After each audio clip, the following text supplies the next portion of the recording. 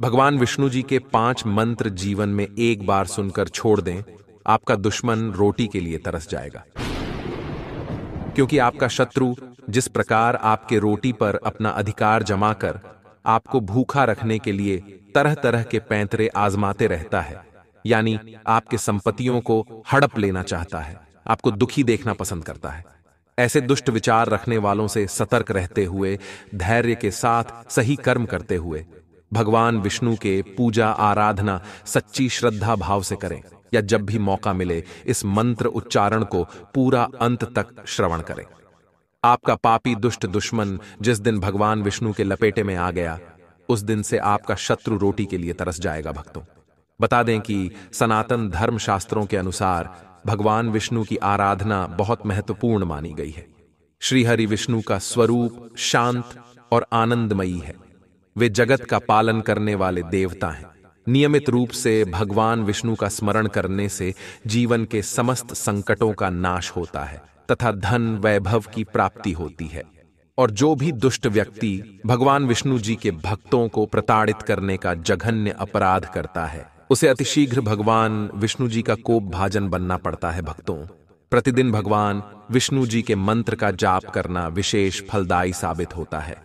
पंचांग के अनुसार गुरुवार का दिन भगवान श्री हरि विष्णु को समर्पित है। इस दिन भगवान विष्णु की विधि विधान से जाप पूजा करना या मंत्र उच्चारण पाठ को श्रवण करना शुभ और फलदायी माना जाता है। ज्योतिष शास्त्र के अनुसार अगर व्यक्ति की कुंडली में गुरु मजबूत नहीं है और शादी में कई अड़चनों का सामना करना पड़ रहा है, तो गुरुवार का व्रत काफी लाभकारी साबित हो सकता है। इसके साथ ही ज्योतिषी अविवाहित जातकों को गुरुवार का व्रत रखने की सलाह देते हैं। माना जाता है कि गुरुवार का व्रत करने से व्यक्ति को सभी समस्याओं से छुटकारा मिल जाता है। चाहे वो समस्या किसी शत्रु द्वारा ही उत्पन्न क्यों न हो, सभी प्रकार के समस्याओं से मुक्ति पाने के लिए आज मैं भगवान विष्णु जी के ऐसे 5 मंत्र का उच्चारण पाठ 108 बार करने जा रहा हूं।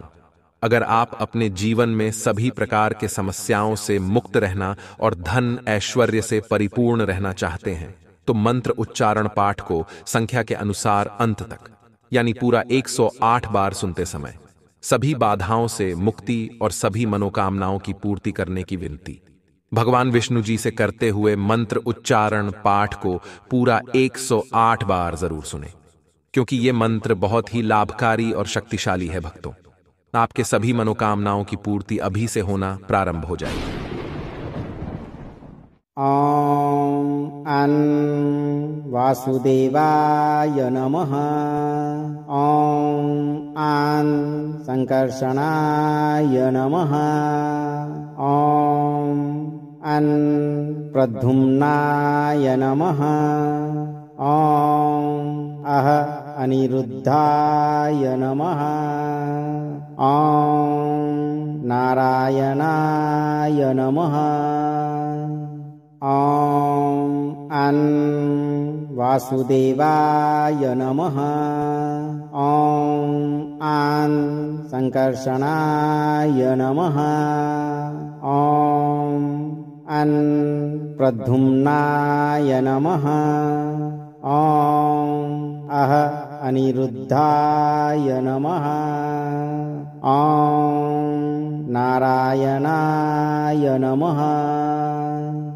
ॐ अन् वासुदेवाय नमः। ॐ आन् संकर्षणाय नमः। ॐ अन् प्रद्युम्नाय नमः। ॐ अह अनिरुद्धाय नमः। ॐ नारायणाय नमः। ॐ अन् वासुदेवाय नमः। ॐ आन् संकर्षणाय नमः। ॐ अन् प्रद्युम्नाय नमः। ॐ अह अनिरुद्धाय नमः। ॐ नारायणाय नमः। ॐ ॐ वासुदेवाय नमः। ॐ संकर्षणाय नमः। ॐ प्रद्युम्नाय नमः। ॐ अनिरुद्धाय नमः। ॐ नारायणाय नमः। ॐ वासुदेवाय नमः। ॐ संकर्षणाय नमः। ॐ प्रद्युम्नाय नमः। ॐ अनिरुद्धाय नमः। ॐ नारायणाय नमः। ॐ वासुदेवाय नमः। ॐ संकर्षणाय नमः।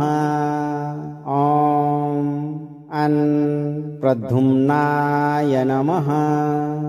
ॐ अनिरुद्धाय नमः। ॐ नारायणाय नमः। ॐ वासुदेवाय नमः। ॐ संकर्षणाय नमः। ॐ प्रद्युम्नाय नमः। ॐ अनिरुद्धाय नमः। ॐ नारायणाय नमः। ॐ वासुदेवाय नमः। ॐ संकर्षणाय नमः।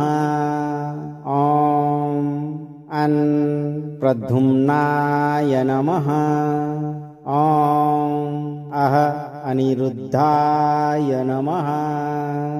ॐ नारायणाय नमः। ॐ वासुदेवाय नमः। ॐ संकर्षणाय नमः। ॐ प्रद्युम्नाय नमः। ॐ अनिरुद्धाय नमः। ॐ नारायणाय नमः। ॐ वासुदेवाय नमः। ॐ संकर्षणाय नमः। ॐ प्रद्युम्नाय नमः। ॐ अनिरुद्धाय नमः। ॐ नारायणाय नमः। ॐ वासुदेवाय नमः। ॐ संकर्षणाय नमः। ॐ प्रद्युम्नाय नमः। ॐ अनिरुद्धाय नमः। ॐ नारायणाय नमः। ॐ वासुदेवाय नमः। ॐ संकर्षणाय नमः। ॐ प्रद्युम्नाय नमः। ॐ अनिरुद्धाय नमः।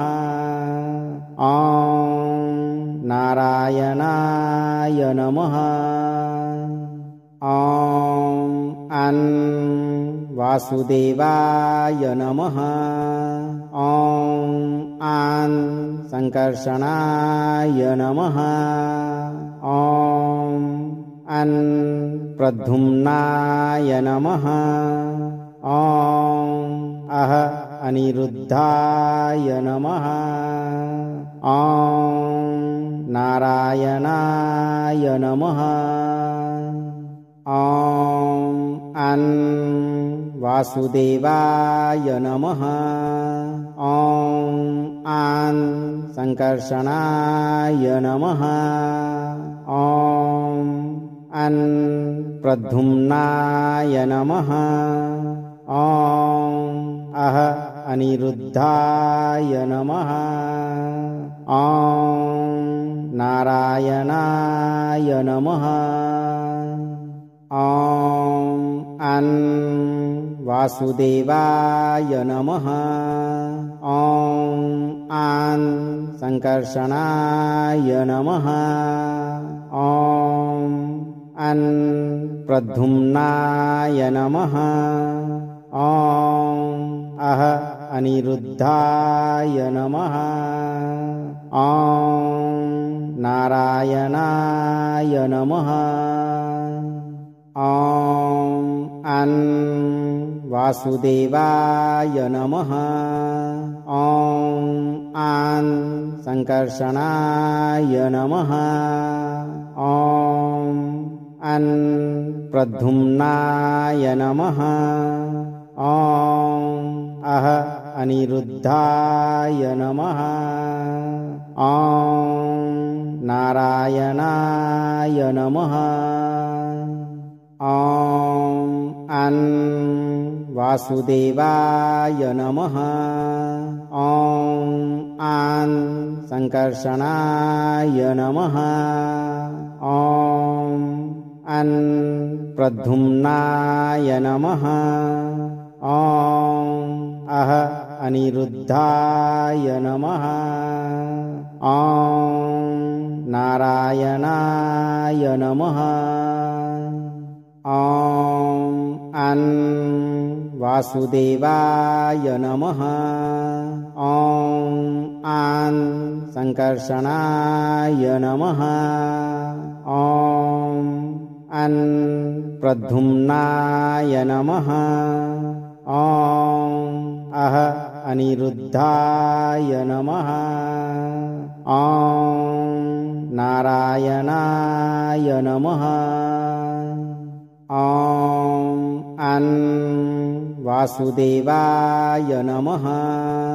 ॐ आन् संकर्षणाय नमः। ॐ अन् प्रद्युम्नाय नमः। ॐ अः अनिरुद्धाय नमः। ॐ नारायणाय नमः। ॐ अन् वासुदेवाय नमः। ॐ आन् संकर्षणाय नमः। ॐ अन् प्रद्युम्नाय नमः। ॐ अः अनिरुद्धाय नमः। ॐ नारायणाय नमः। ॐ अन् वासुदेवाय नमः। ॐ आन् संकर्षणाय नमः।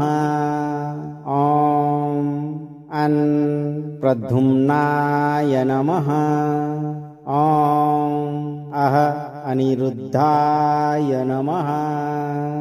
ॐ नारायणाय नमः।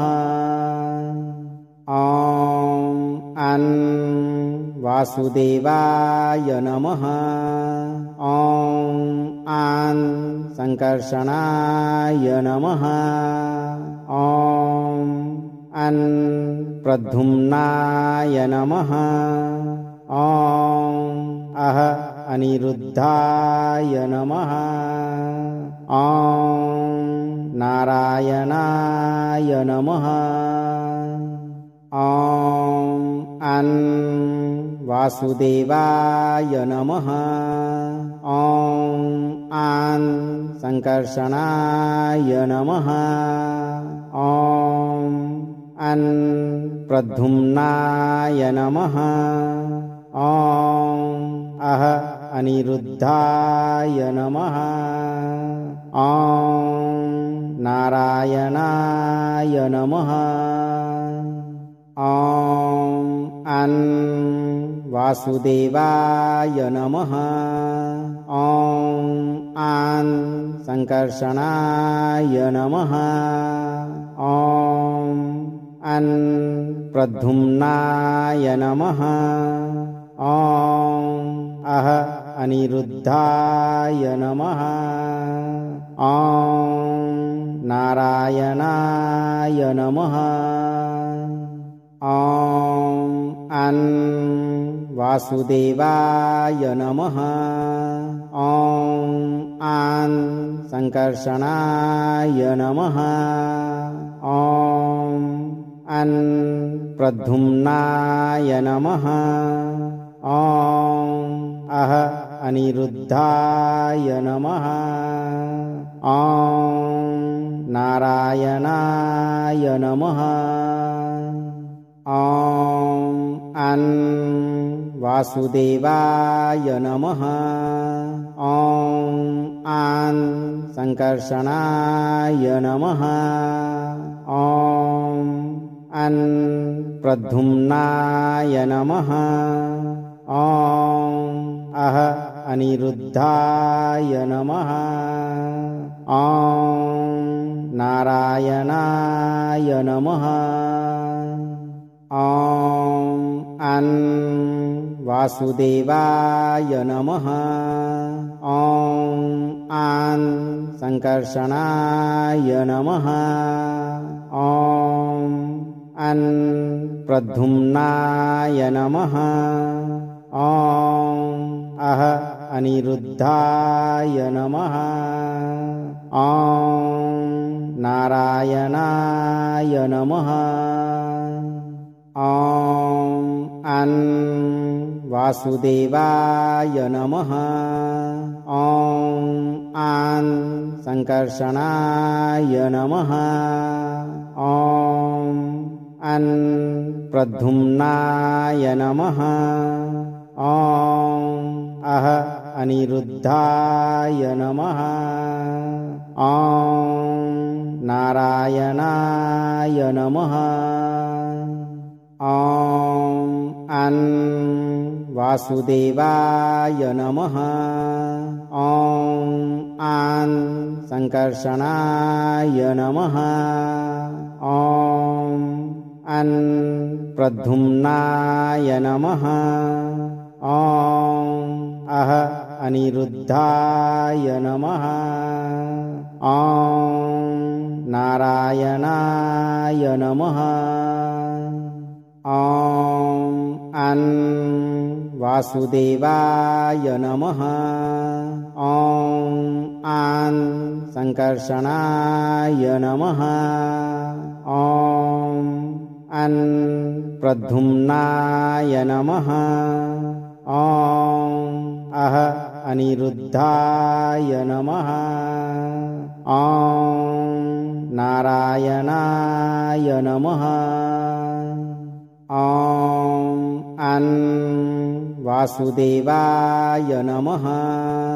ॐ आन् संकर्षणाय नमः। ॐ अन् प्रद्युम्नाय नमः। ॐ अह अनिरुद्धाय नमः।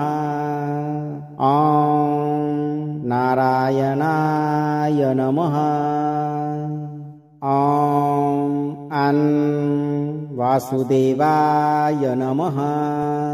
ॐ आन् संकर्षणाय नमः।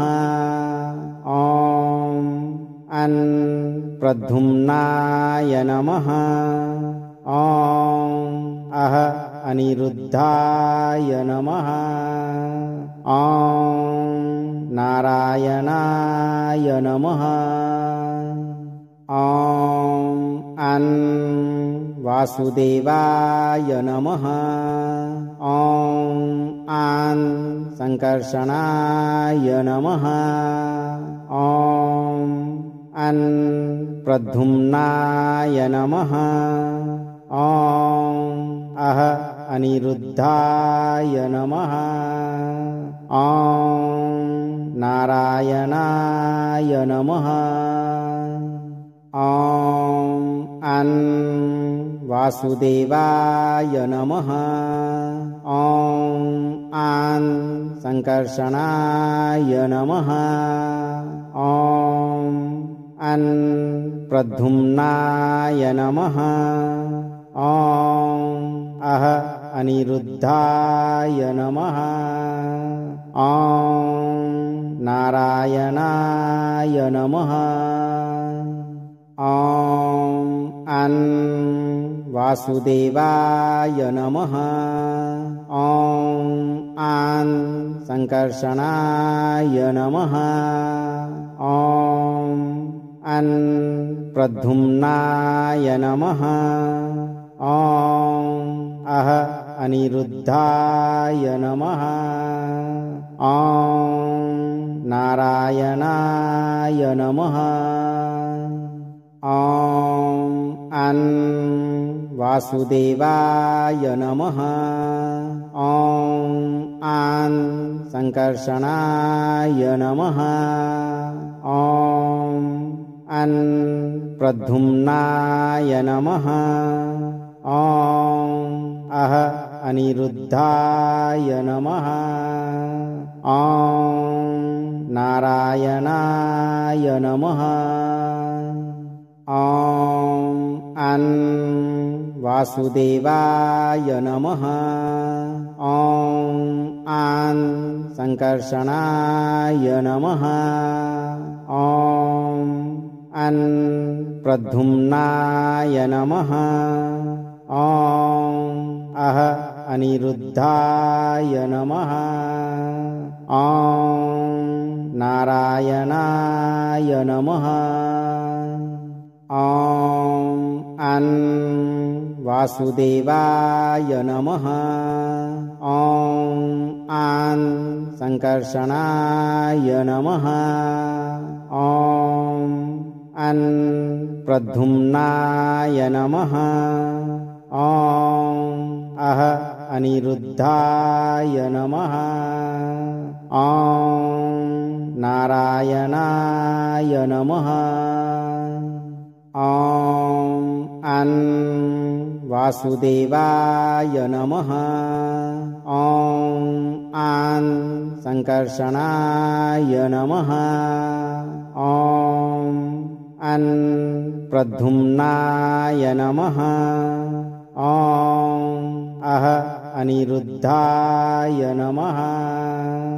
ॐ नारायणाय नमः। ॐ अन् वासुदेवाय नमः। ॐ आन् संकर्षणाय नमः। ॐ अन् प्रद्युम्नाय नमः। ॐ अः अनिरुद्धाय नमः। ॐ नारायणाय नमः। ॐ अन् वासुदेवाय नमः। ॐ आन् संकर्षणाय नमः। ॐ अन् प्रद्युम्नाय नमः। ॐ अः अनिरुद्धाय नमः। ॐ नारायणाय नमः। ॐ अन् वासुदेवाय नमः। ॐ आन् संकर्षणाय नमः।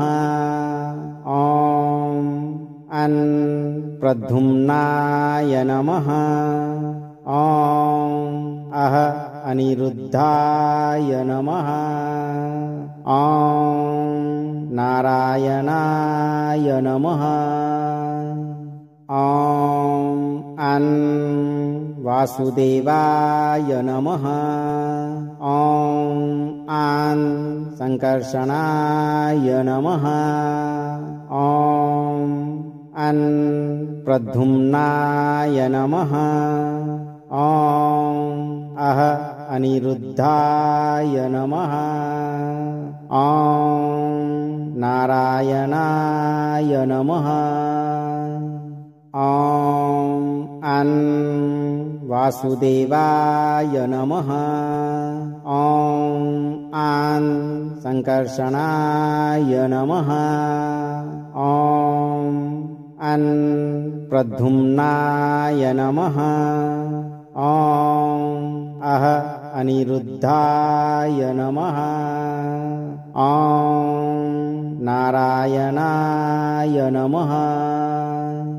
ॐ अन् वासुदेवाय नमः। ॐ आन् संकर्षणाय नमः। ॐ अन् प्रद्युम्नाय नमः। ॐ अह अनिरुद्धाय नमः। ॐ नारायणाय नमः। ॐ अन् वासुदेवाय नमः। ॐ आन् संकर्षणाय नमः। ॐ अन् प्रद्युम्नाय नमः। ॐ अह अनिरुद्धाय नमः।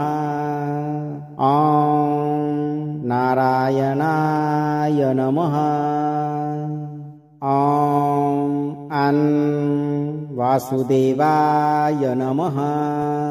ॐ आन् संकर्षणाय नमः। ॐ अन् प्रद्युम्नाय नमः।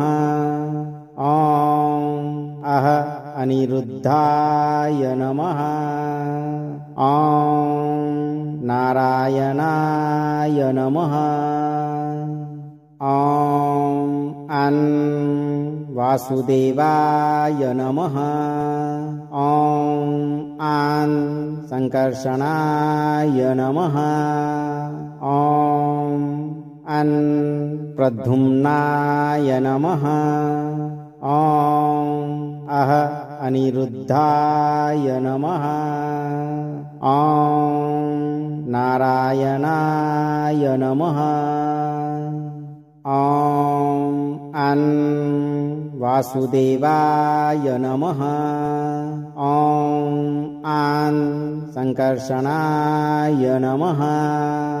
ॐ अन् प्रद्युम्नाय नमः। ॐ अह अनिरुद्धाय नमः। ॐ नारायणाय नमः। ॐ अन् वासुदेवाय नमः। ॐ आन् संकर्षणाय नमः। ॐ अन् प्रद्युम्नाय नमः। ॐ अह अनिरुद्धाय नमः। ॐ नारायणाय नमः। ॐ अन् वासुदेवाय नमः। ॐ आन् संकर्षणाय नमः। ॐ अन् प्रद्युम्नाय नमः। ॐ अह अनिरुद्धाय नमः। ॐ नारायणाय नमः। ॐ अन् वासुदेवाय नमः। ॐ आन् संकर्षणाय नमः। ॐ अन् प्रद्युम्नाय नमः। ॐ अह अनिरुद्धाय नमः। ॐ नारायणाय नमः। ॐ अन् वासुदेवाय नमः। ॐ आन् संकर्षणाय नमः। ॐ अन् प्रद्युम्नाय नमः। ॐ अह अनिरुद्धाय नमः। ॐ नारायणाय नमः। ॐ वासुदेवाय नमः। ॐ संकर्षणाय नमः। ॐ प्रद्युम्नाय नमः। ॐ अनिरुद्धाय नमः। ॐ नारायणाय नमः। ॐ वासुदेवाय नमः।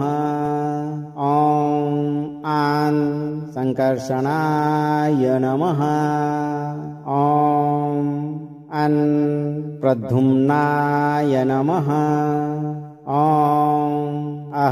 अनिरुद्धाय नमः। ॐ नारायणाय नमः। ॐ वासुदेवाय नमः। ॐ संकर्षणाय नमः।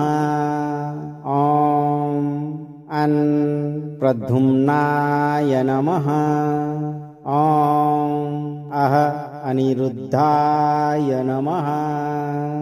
ॐ नारायणाय नमः। ॐ वासुदेवाय नमः। ॐ संकर्षणाय नमः।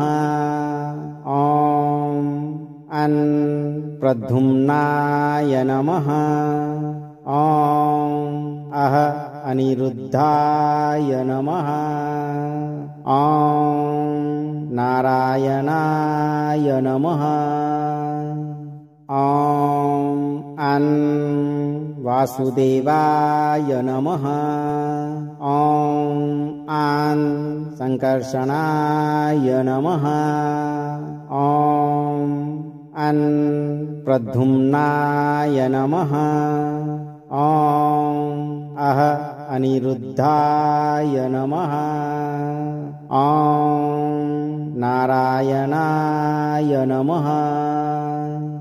ॐ वासुदेवाय नमः। ॐ संकर्षणाय नमः। ॐ प्रद्युम्नाय नमः। ॐ अनिरुद्धाय नमः। ॐ नारायणाय नमः। ॐ वासुदेवाय नमः। ॐ संकर्षणाय नमः। ॐ प्रद्युम्नाय नमः। ॐ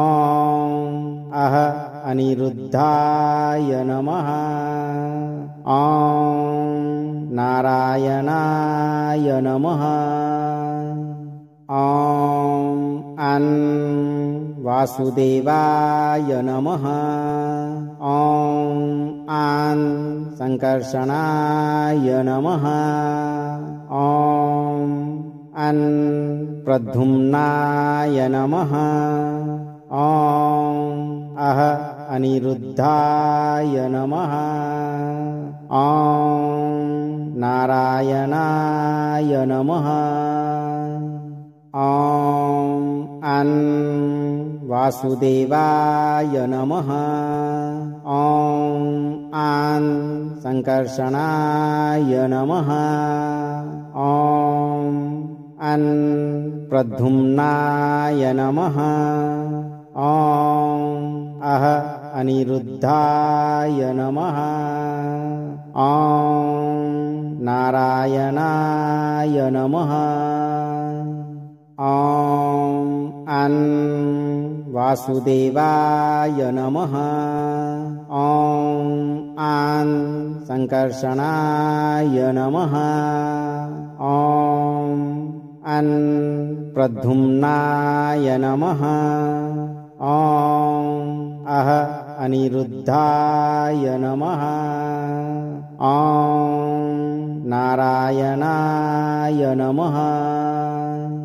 ॐ वासुदेवाय नमः। ॐ आं संकर्षणाय नमः। ॐ अं प्रद्युम्नाय नमः। ॐ अह अनिरुद्धाय नमः। ॐ नारायणाय नमः। ॐ अं वासुदेवाय नमः। ॐ आं संकर्षणाय नमः। ॐ अं प्रद्युम्नाय नमः। ॐ अह अनिरुद्धाय नमः। ॐ नारायणाय नमः। ॐ अं वासुदेवाय नमः। ॐ आं संकर्षणाय नमः। ॐ अं प्रद्युम्नाय नमः। ॐ अह अनिरुद्धाय नमः। ॐ नारायणाय नमः। ॐ अं वासुदेवाय नमः। ॐ आं संकर्षणाय नमः। ॐ अं प्रद्युम्नाय नमः। ॐ अह अनिरुद्धाय नमः।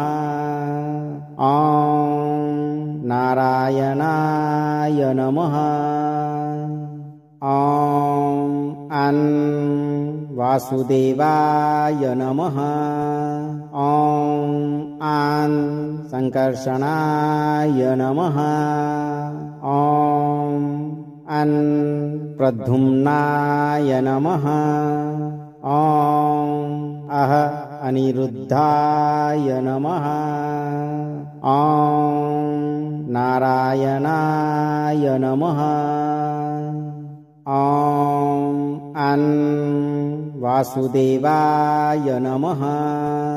ॐ आं संकर्षणाय नमः। ॐ अं प्रद्युम्नाय नमः। ॐ अह अनिरुद्धाय नमः। ॐ नारायणाय नमः। ॐ अं वासुदेवाय नमः।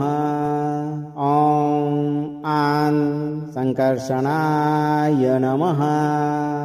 ॐ अं प्रद्युम्नाय नमः। ॐ अह अनिरुद्धाय नमः। ॐ नारायणाय नमः। ॐ अं वासुदेवाय नमः। ॐ आं संकर्षणाय नमः। ॐ अं प्रद्युम्नाय नमः। ॐ अह अनिरुद्धाय नमः।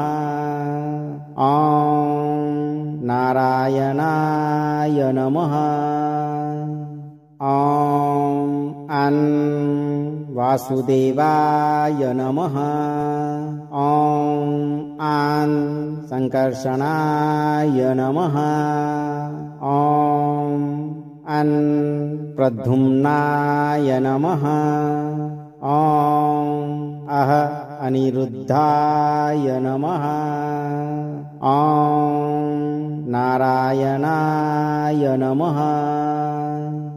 ॐ अं वासुदेवाय नमः। ॐ आं संकर्षणाय नमः। ॐ अं प्रद्युम्नाय नमः। ॐ अह अनिरुद्धाय नमः। ॐ नारायणाय नमः। ॐ अं वासुदेवाय नमः। ॐ आं संकर्षणाय नमः। ॐ अं प्रद्युम्नाय नमः। ॐ अह अनिरुद्धाय नमः। ॐ नारायणाय नमः। ॐ अं वासुदेवाय नमः। ॐ आं संकर्षणाय नमः। ॐ अं प्रद्युम्नाय नमः। ॐ अह अनिरुद्धाय नमः। ॐ नारायणाय नमः। ॐ अं वासुदेवाय नमः। ॐ आं संकर्षणाय नमः। ॐ अं प्रद्युम्नाय नमः। ॐ अह अनिरुद्धाय नमः। ॐ नारायणाय नमः। ॐ अं वासुदेवाय नमः। ॐ आं संकर्षणाय नमः। ॐ अं प्रद्युम्नाय नमः। ॐ अह अनिरुद्धाय नमः। ॐ नारायणाय नमः। ॐ अं वासुदेवाय नमः। ॐ आं संकर्षणाय नमः। ॐ अं प्रद्युम्नाय नमः। ॐ अह अनिरुद्धाय नमः। ॐ नारायणाय नमः। ॐ अं वासुदेवाय नमः। ॐ आं संकर्षणाय नमः। ॐ अं प्रद्युम्नाय नमः। ॐ अह अनिरुद्धाय नमः। ॐ नारायणाय नमः। ॐ अं वासुदेवाय नमः। ॐ आं संकर्षणाय नमः। ॐ अं प्रद्युम्नाय नमः। ॐ अह अनिरुद्धाय नमः। ॐ नारायणाय नमः। ॐ अं वासुदेवाय नमः। ॐ आं संकर्षणाय नमः। ॐ अं प्रद्युम्नाय नमः। ॐ अह अनिरुद्धाय नमः। ॐ नारायणाय नमः। ॐ अं वासुदेवाय नमः। ॐ आं संकर्षणाय नमः। ॐ अं प्रद्युम्नाय नमः। ॐ अह अनिरुद्धाय नमः। ॐ नारायणाय नमः। ॐ अं वासुदेवाय नमः। ॐ आं संकर्षणाय नमः। ॐ अं प्रद्युम्नाय नमः। ॐ अह अनिरुद्धाय नमः। ॐ नारायणाय नमः। ॐ अं वासुदेवाय नमः। ॐ आं संकर्षणाय नमः। ॐ अं प्रद्युम्नाय नमः। ॐ अः अनिरुद्धाय नमः। ॐ नारायणाय नमः। ॐ अं वासुदेवाय नमः। ॐ आं संकर्षणाय नमः। ॐ अं प्रद्युम्नाय नमः। ॐ अः अनिरुद्धाय नमः। ॐ नारायणाय नमः। ॐ अं वासुदेवाय नमः। ॐ आं संकर्षणाय नमः। ॐ अं प्रद्युम्नाय नमः। ॐ अः अनिरुद्धाय नमः। ॐ नारायणाय नमः।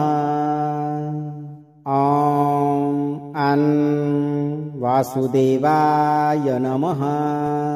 ॐ आं संकर्षणाय नमः।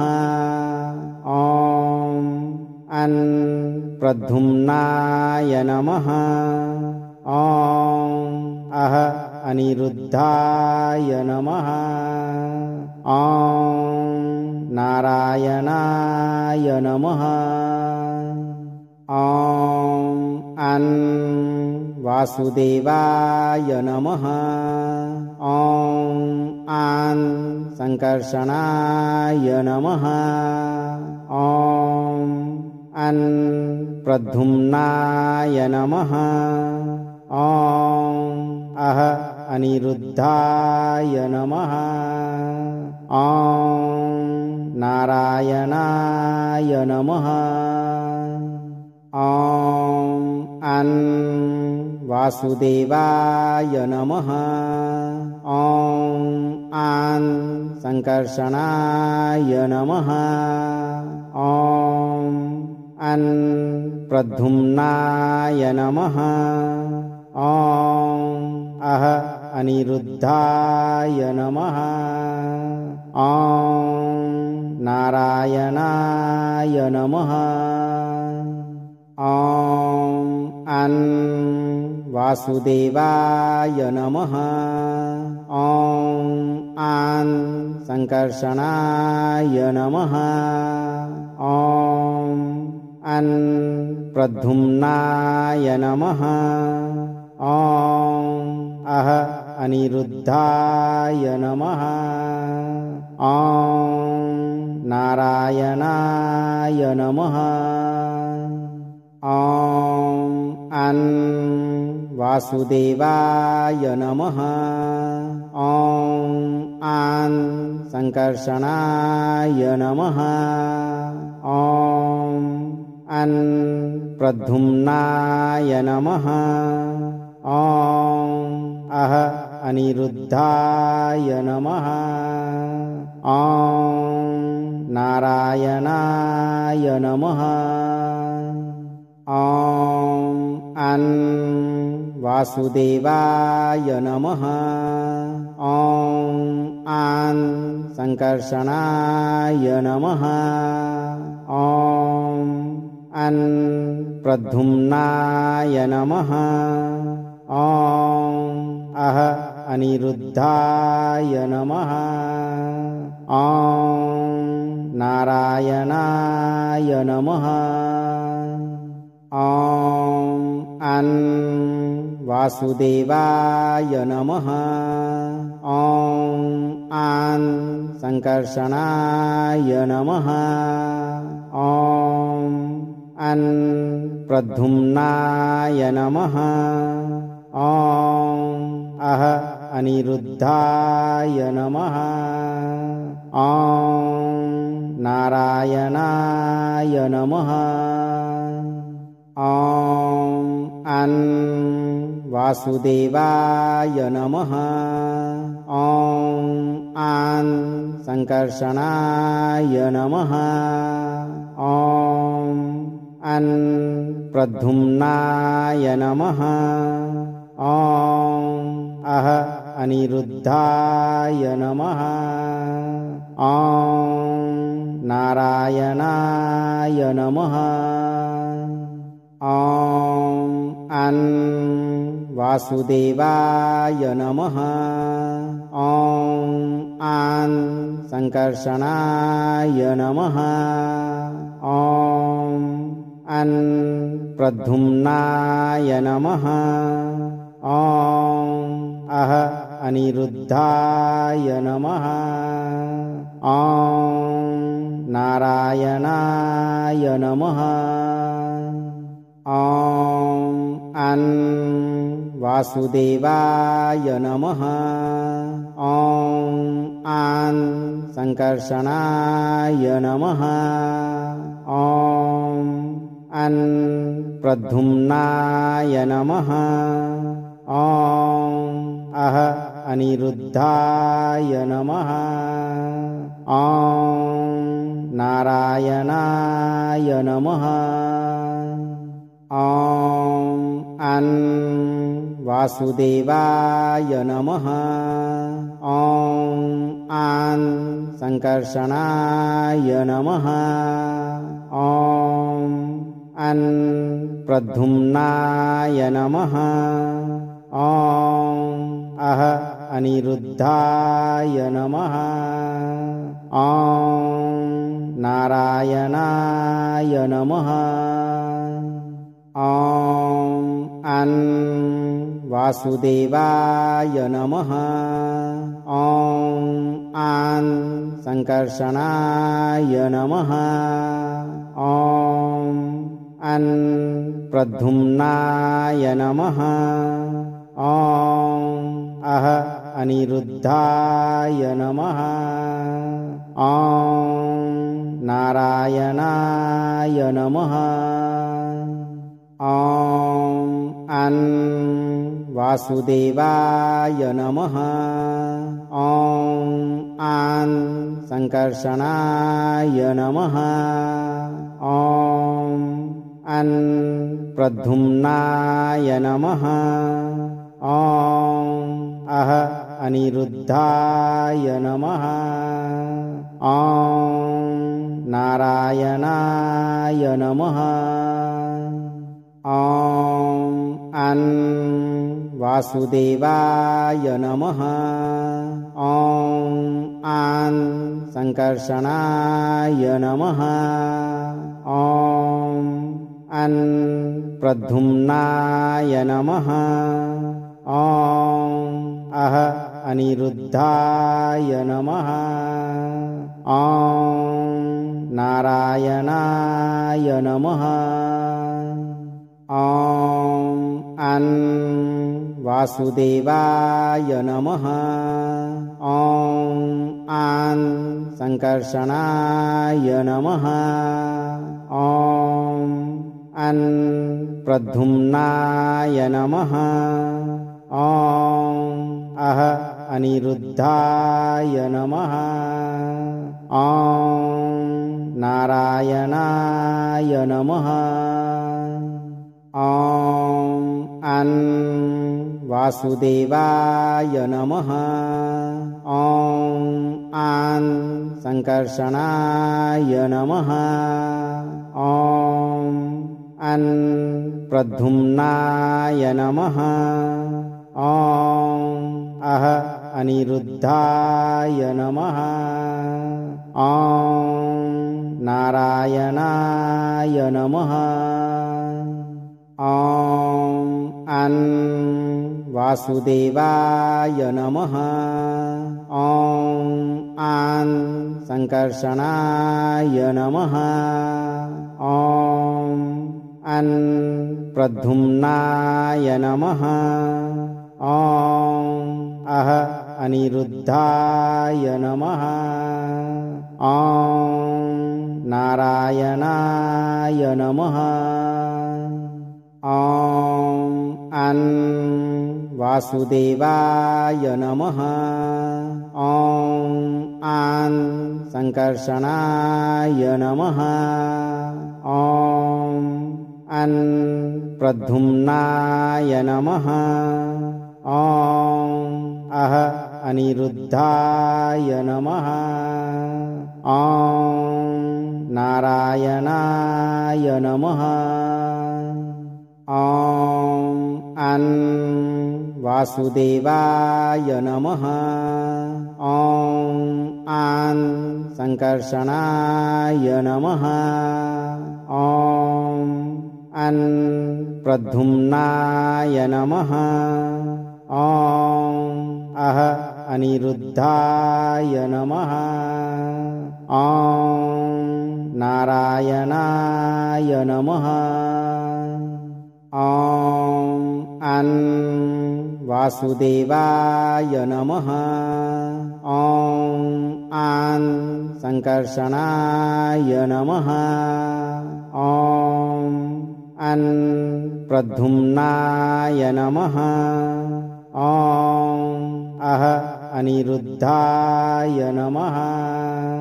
ॐ नारायणाय नमः। ॐ अं वासुदेवाय नमः। ॐ आं संकर्षणाय नमः। ॐ अं प्रद्युम्नाय नमः। ॐ अह अनिरुद्धाय नमः। ॐ नारायणाय नमः। अगर आप इस वीडियो से संतुष्ट हैं और आपको ये वीडियो लाभप्रद लगा हो तो वीडियो को लाइक करें, दोस्तों को शेयर करें और चैनल को सब्सक्राइब करके दरबार की घंटी जरूर बजा दें भक्तों, ताकि आपके जीवन को सुखमय बनाने वाली नोटिफिकेशन सबसे पहले आप तक पहुंचे। धैर्य रखें और सही कर्म करें। भगवान विष्णु जी आपके सभी कष्टों का निवारण और सभी मनोकामनाओं की पूर्ति अवश्य करेंगे।